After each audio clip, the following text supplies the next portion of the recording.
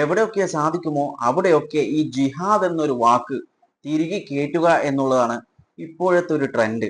ഇപ്പോഴത്തല്ല, കുറച്ച് കാലങ്ങളായിട്ടുള്ള ഒരു ട്രെൻഡ്. അതിൽ ഏറ്റവും ഫേമസ് ആയിട്ടുള്ള ഒന്നാണ് ലവ് ജിഹാദ്. അത് കുറച്ച് കാര്യമായിട്ട് തന്നെ പോപ്പുലർ ആയിട്ടുണ്ട്.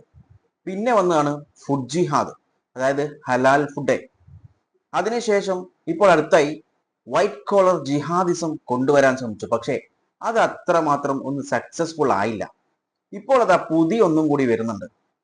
അതിന്റെ ആള് തന്നെ അതെന്താണെന്ന് പറയുന്നതായിരിക്കും നല്ലത്. നമുക്ക് അതൊന്ന് കേട്ടിട്ട് വരാം. ശ്രദ്ധിക്കുക, ആൾ ജിഹാദ് എന്ന് പറയുന്നൊരു പുത്തൻ ജിഹാദും കേരളത്തിൽ ഉദയം ചെയ്തിരിക്കുകയാണ്. ദേവവൃക്ഷം എന്ന് നമ്മൾ കരുതുന്ന നമ്മളുടെ ക്ഷേത്രങ്ങളെയും നമ്മളുടെ കവലകളെയും നമ്മളുടെ മുക്കവലകളെയും നാൽക്കവലകളും ഒക്കെ അലങ്കരിക്കുന്ന നമ്മൾ ഭഗവത് സ്വരൂപങ്ങളെ മൂന്ന് ത്രിമൂർത്തികളെയും ദർശിക്കുന്ന ആ ആൽമരങ്ങളൊക്കെ തന്നെ നിന്ന നിപ്പിൽ ഉണങ്ങുകയാണ്. പല ക്ഷേത്രമുറ്റത്തും പല മുക്കവലകളിലും നാൽക്കവലകളിലും ഒക്കെ അതിന്റെ പിന്നാമ്പുറങ്ങളിലേക്ക് അന്വേഷണം ചെന്നെത്തുമ്പോൾ അതും ഒരു ജിഹാദ് തന്നെയാണ് എന്ന് നമുക്ക് കാണാൻ സാധിക്കും.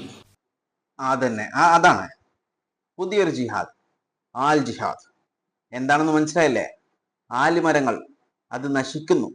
അതിന്റെ പിറകെ അന്വേഷിച്ചു പോയപ്പോൾ മനസ്സിലായിട്ടുള്ളത് അതും ജിഹാദാണെന്നാണ്. അത് എങ്ങനെ മനസ്സിലായാവോ? അതിന്റെ പിന്നാമ്പറം പോയപ്പോഴാണ് അത് ആൽ ജിഹാദാണെന്ന് അദ്ദേഹം കണ്ടെത്തിയിട്ടുള്ളത്. ഇദ്ദേഹത്തിന് ബുദ്ധിയില്ല, വിവരമില്ല എന്നൊന്നും ഞാൻ പറയില്ല. വിവരവും ബുദ്ധിയും കൂടി അതിൻ്റെയാണ്, അതായത് കുബുദ്ധി. അത് കൂടി അതിൻ്റെയാണ് ഈ പറയുന്ന കാര്യങ്ങളൊക്കെ. എവിടെ പറ്റുമോ അവിടെയൊക്കെ ഒരു ജിഹാദ് കൊണ്ടുവരിക. ഒരു കാര്യം ഞാൻ ചോദിച്ചോട്ടെ, ഈ ലവ് ജിഹാദ് എന്ന് പറയുന്നു, ഈ ലവ് ജിഹാദ് എന്ന് പറയുന്നത് ഒരു കാര്യത്തിൽ മാത്രമേ നിങ്ങൾ ലവ് ജിഹാദ് എന്ന് പറയാറുള്ളൂ. അതായത് മുസ്ലിം യുവാവ് ഒരു ഹിന്ദു യുവതിയെ കല്യാണം കഴിച്ചാൽ, എന്നാൽ നേരെ തിരിച്ച് ഒരു ഹിന്ദു യുവാവ് ഒരു മുസ്ലിം യുവതിയെ കല്യാണം കഴിച്ചാൽ അത് ലവ് ജിഹാദ് ആവുന്നില്ല. അതെന്തുകൊണ്ടാണ്? അതും കൂടി ഒന്ന് പറഞ്ഞു തരണം. ഈ പുതിയ ആൽ ജിഹാദ് ഒക്കെ കൊണ്ടുവരുന്നതല്ലേ, അപ്പൊ ഇതും കൂടി ഒന്ന് പറയുന്നത് നല്ലതായിരിക്കും. അല്ല, ഈ ആൽമരങ്ങളൊക്കെ നശിപ്പിച്ചിട്ട് നിങ്ങൾ ഈ വിളിക്കുന്ന സോക്കോൾ ജിഹാദീസ്, ഈ ജിഹാദികൾക്ക് എന്താണ് നേട്ടം? എന്താണ് അതിലൂടെ ലഭിക്കുക? അതും കൂടി ഒന്ന് വ്യക്തമാക്കിയാൽ നല്ലതായിരുന്നു. ഇച്ചിരി ലോജിക്കുള്ള കാര്യങ്ങൾ പറയുക, അല്ലാതെ ഇതുപോലെ ഇല്ലോജിക്കൽ ആയിട്ടുള്ള കാര്യങ്ങൾ പറഞ്ഞ് വർഗീയത പടർത്തി ആളുകളെ തമ്മിൽ തല്ലിക്കാൻ ശ്രമിക്കല്ലേ. അത് ഇവിടെ നടക്കില്ല. അത് കുറച്ച് മുകളിലേക്ക് പോയി കഴിഞ്ഞാൽ ചിലപ്പോൾ നടക്കും, ഒരുപാട് സപ്പോർട്ടേഴ്സിനെയും കിട്ടും. പക്ഷേ അത് ഇവിടെ നടക്കില്ല. പിന്നെ ഈ ആൽമരങ്ങളൊക്കെ നശിച്ചു പോകാൻ വേണ്ടി സയന്റിഫിക്കലി ഒരുപാട് റീസൺസ് ഉണ്ട്.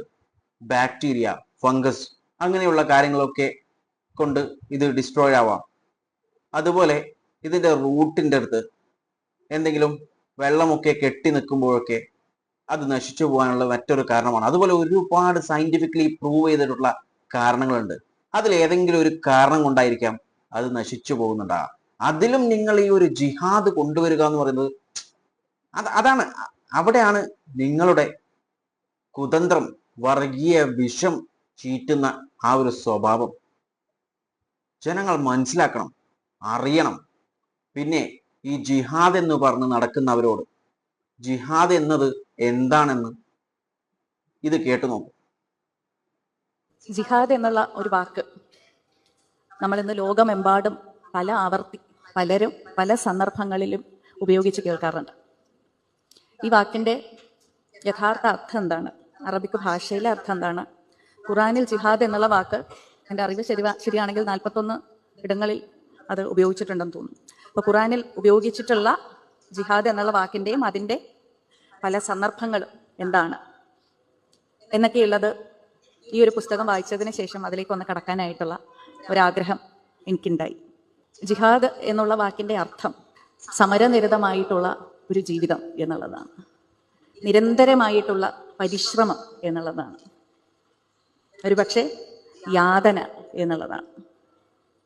അന്യനെ നശിപ്പിക്കുക എന്നുള്ളതല്ല ജിഹാദ് എന്ന വാക്കിൻ്റെ അർത്ഥം. തീവ്രപക്ഷത്തേക്ക് ചേരുക, അണിനിരക്കുക എന്നുള്ളതല്ല ജിഹാദ് എന്ന വാക്കിൻ്റെ അർത്ഥം. ഖുറാനിൽ ആ പദം ഉപയോഗിക്കുന്ന സന്ദർഭം എന്നുള്ളത് ബദർ യുദ്ധം കഴിഞ്ഞ് തിരിച്ചു വരുമ്പോൾ പ്രവാചകൻ തൻ്റെ അനുയായികളോട് പറയുകയാണ്, നാം ഇനി ഇതിലും വലിയൊരു സമരത്തിനാണ് പോകുന്നത് എന്ന്. ബദർ യുദ്ധം കഴിഞ്ഞ് എല്ലാവരും ക്ഷീണിച്ച് തളർന്ന് ഒരു വലിയ യുദ്ധം ജയിച്ചതിന് ശേഷം തിരിച്ചു വന്നിരിക്കുകയാണ്. അപ്പോൾ പ്രവാചകൻ അനുയായികളോട് പറയുകയാണ്, നമ്മൾ ഇനി ഇതിലും വലിയൊരു സമരത്തിലേക്കാണ് പോകുന്നത് എന്ന്. അത് കേട്ടപ്പോൾ എല്ലാവരും ഇതിലും വലിയൊരു സമരമോ, ഇപ്പോൾ നമുക്ക് ആവശ്യം ഒരു വിശ്രമമാണ്, ഈ യുദ്ധം കഴിഞ്ഞ് തിരിച്ചു വന്നിരിക്കുമ്പോൾ ഇതിലും വലിയൊരു സമരം എന്താണ് എന്ന ആശ്ചര്യത്തോടു കൂടി അവർ കേൾക്കുന്നു എന്നാണ് അതിൽ പറയുന്നത്. അതിന് നൽകുന്ന ഉത്തരം, അതെ, ഇതിലും വലിയൊരു സമരമാണ്. ആ സമരം നമ്മുടെ മനസ്സുകളോടാണ്, സ്വന്തം ദേഹ ഇച്ഛകളോടാണ് എന്നാണ് പറയുന്നത്. നമ്മുടെ മനസ്സുകളോടാണ്, സ്വന്തം ദേഹ ഇച്ഛകളോടാണ്, നന്മയിൽ നിന്നും നമ്മെ തടയുന്ന ദുരാഗ്രഹങ്ങളോടാണ് ആ സമരം നമ്മൾ ചെയ്യേണ്ടത് എന്നുള്ളതാണ്. നിരന്തരം അനുദിനം നാം നമ്മോട് തന്നെ പൊരുതുന്ന ആ പോരാട്ടത്തിന്റെ പേരാണ് ജിഹാദ് എന്നുള്ളത്. ഓരോ മനുഷ്യനും തൻ്റെ ജീവിതത്തിൽ ബാഹ്യമായിട്ടുള്ള പല ശക്തികൾക്കും നമ്മൾ ഒരുപക്ഷെ പോരാടുകയും അടങ്ങുകയും ഒക്കെ ചെയ്യുന്ന സന്ദർഭങ്ങൾ ഉണ്ടാവാറുണ്ട്. എന്നാൽ ബാഹ്യമായിട്ടുള്ള ഏതൊരു തിന്മയെയും നമ്മൾ അതിജീവിക്കണം എന്നുണ്ടെങ്കിൽ ആന്തരികമായിട്ടുള്ള നമ്മുടെ ഈ പോരാട്ടം അത്രമാത്രം സുശക്തമായിരിക്കണം എന്നുള്ളതാണ് ആ വലിയ പോരാട്ടം അല്ലെങ്കിൽ ആ വലിയ സമരം എന്നുള്ളത് കൊണ്ട് ഖുറാനിൽ പറയുന്നത്. അൽ ജിഹാദ് അൽ അഷ്ഗർ, അൽ ജിഹാദ് അൽ അക്ബർ എന്നുള്ളത്. അൽ അക്ബർ എന്നുള്ളത് ദി ഗ്രേറ്റർ ജിഹാദ് എന്നുള്ള അർത്ഥത്തിലാണ് അതിൽ സൂചിപ്പിക്കുന്നത്. ആ ഒരു ദി ഗ്രേറ്റർ ജിഹാദ് എന്നുള്ളത് നാം നമ്മുടെ തന്നെ ആന്തരികമായിട്ടുള്ള പിശാചുക്കളെ എങ്ങനെയാണ് അതിജീവിക്കുന്നത് എന്നുള്ളതിനായി വഴിതെളിക്കുകയാണ് യഥാർത്ഥത്തിൽ ഓരോ മതവും ചെയ്യുന്നത്. എല്ലാ മതങ്ങളും നമ്മൾ അടിസ്ഥാനപരമായി നോക്കിയാൽ എല്ലാ മതങ്ങളും നമുക്ക് പറഞ്ഞു തരുന്നത് രണ്ട് കാര്യങ്ങളാണ്. എങ്ങനെയാണ് മനുഷ്യൻ തിന്മയെ അതിജീവിക്കേണ്ടത് എന്നുള്ളത്. മഹാഭാരതം എടുത്താലും രാമായണം എടുത്താലും ബുദ്ധമതം എടുത്താലും ജൈനമതം എടുത്താലും ക്രിസ്ത്യാനം എടുത്താലും ഇസ്ലാം മതം എടുത്താലും എല്ലാം ഒന്ന്, തിന്മയെ എങ്ങനെയാണ് അതിജീവിക്കേണ്ടത് എന്നുള്ളത്. രണ്ട്, യാതനകളെ എങ്ങനെയാണ് നേരിടേണ്ടത് എന്നുള്ളത്. എല്ലാ മതങ്ങളും പല ഭാഷയിലും പല വേഷങ്ങളിലും പല കഥകളിലും പല നിയമങ്ങളിലും പല ഗാനങ്ങളിലും ഒക്കെ നമുക്ക് പകർന്നു നൽകുന്നത് ഈ രണ്ട് കൃത്യങ്ങൾക്കുള്ള പരിജ്ഞാനമാണ്. എങ്ങനെ തിന്മയെ നേരിടണം, എങ്ങനെ നമ്മൾ യാതനകളെ നേരിടണം എന്നുള്ളത്. ഇത് രണ്ടും എങ്ങനെയാണ് ചെയ്യേണ്ടത് എന്നുള്ളതിൻ്റെ പരിജ്ഞാനം പകർന്നു തരിക എന്നുള്ളതാണ് യഥാർത്ഥത്തിൽ ഖുറാനിലും ജിഹാദ് എന്നുള്ള ഒരു പദത്തിലൂടെ അർത്ഥമാക്കുന്നത്. കേട്ടില്ലേ?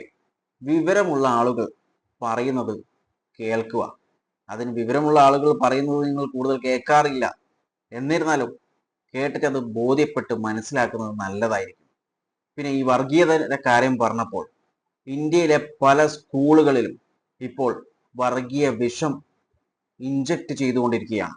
പല രീതിയിലും ക്വാളിറ്റി എഡ്യൂക്കേഷൻ നോക്കേണ്ട സ്ഥലത്ത് ക്വാളിറ്റി എഡ്യൂക്കേഷൻ അല്ല നോക്കുന്നേ, മറ്റു പലതുമാണ് പ്രയോറിറ്റി കൊടുത്തുകൊണ്ടിരിക്കുന്നത്. അതിനെക്കുറിച്ചിട്ടുള്ള ഡീറ്റെയിൽ വീഡിയോ പിന്നീട് ഞാൻ ചെയ്യുന്നതായിരിക്കും. ഈ വീഡിയോനെ കുറിച്ച് നിങ്ങളുടെ അഭിപ്രായങ്ങൾ കോമന്റ് ബോക്സിൽ രേഖപ്പെടുത്തുക. വീഡിയോ ഇഷ്ടപ്പെട്ടിട്ടുണ്ടെങ്കിൽ ലൈക്ക് ചെയ്യാനും മറ്റുള്ളവരിലേക്ക് ഷെയർ ചെയ്യാനും മറക്കല്ലേ. And thanks for watching me and stay tuned for another video. Okay, thank you.